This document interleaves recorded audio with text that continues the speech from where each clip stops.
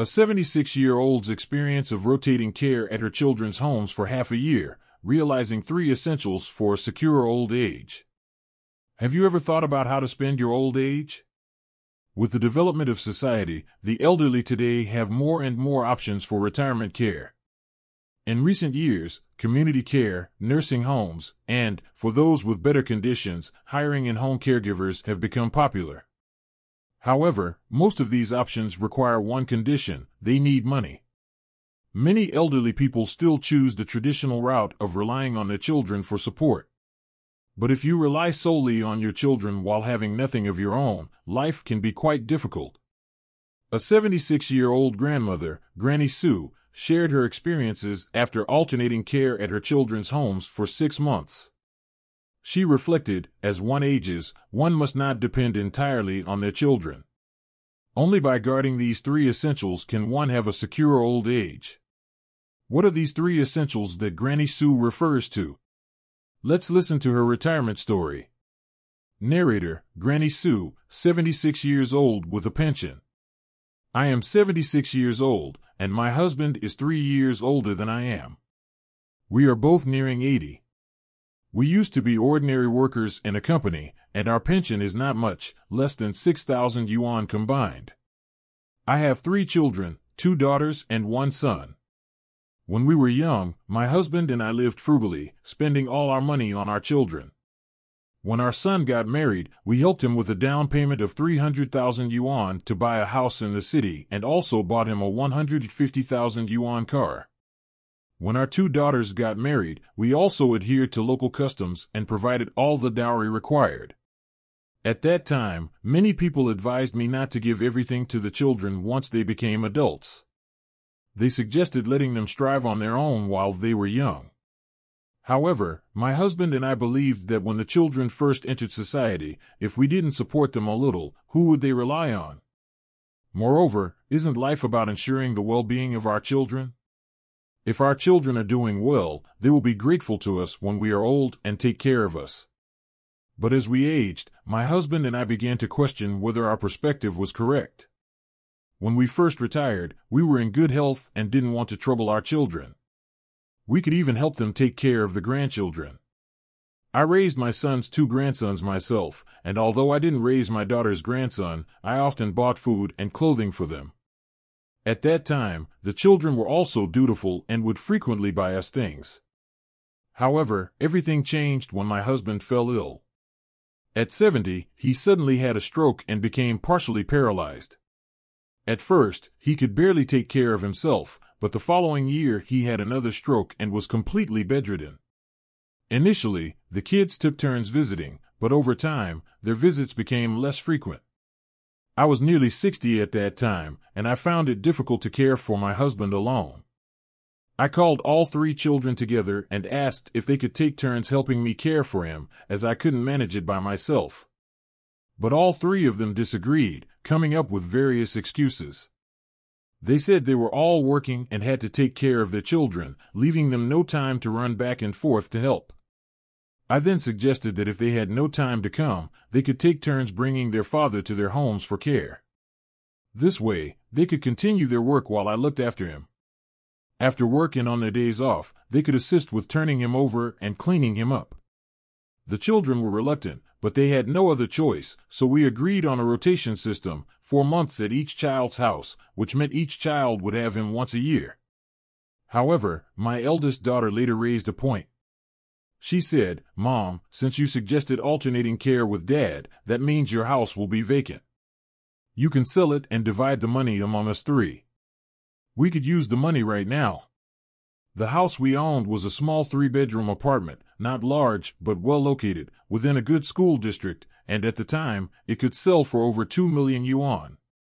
The other 2 children also supported her idea, urging us to sell the house. However, I didn't agree immediately.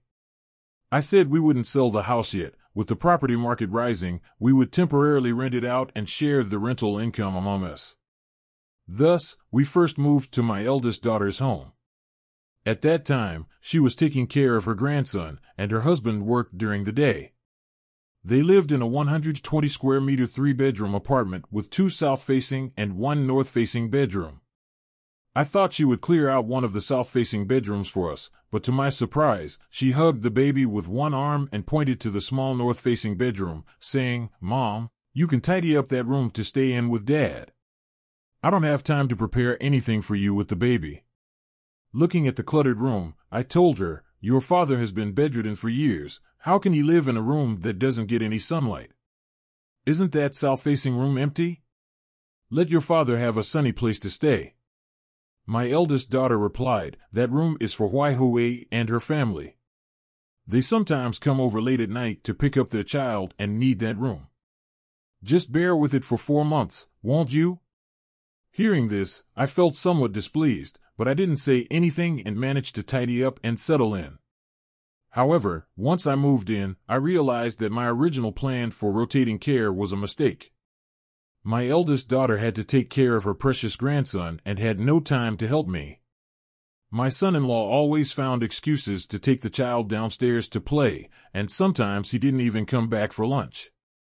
Not only did I have to care for my husband, but I also had to cook for them. They would return to eat my home-cooked meals, but later criticized me for oversalting or not washing the vegetables properly. This is my eldest daughter. When my son-in-law came home from work, he would only play with the little grandson and rarely visited my husband to talk. I always had to call them to help turn him over, and it was evident they were reluctant. After living at my eldest daughter's house for 4 months, I started to think about returning to my own home. However, to be fair, I decided to live at each child's home and see how it went. After all, they could assist me in caring for my husband and help with tasks I couldn't manage alone. When I moved to my second daughter's house, both she and her husband were still working. My second daughter is the most gentle of the 3 children. Every morning, she would prepare breakfast for us before heading to work. Compared to my eldest daughter's home, my second daughter was more considerate. However, both she and her husband are particular people. Their home is always spotless, and they don't allow shoes to be left lying around. Thus, my husband and I felt very constrained in their home, fearing we might mess it up. My husband needed to use the bathroom every day, and I rushed to clean up, worried about any odors. One time, my husband's soiled underwear hadn't been washed yet and was left in the bathroom. When my son-in-law saw it, he called out to me seriously, saying, "Mom, you can't leave your soiled clothes like this in the bathroom, it smells too strong."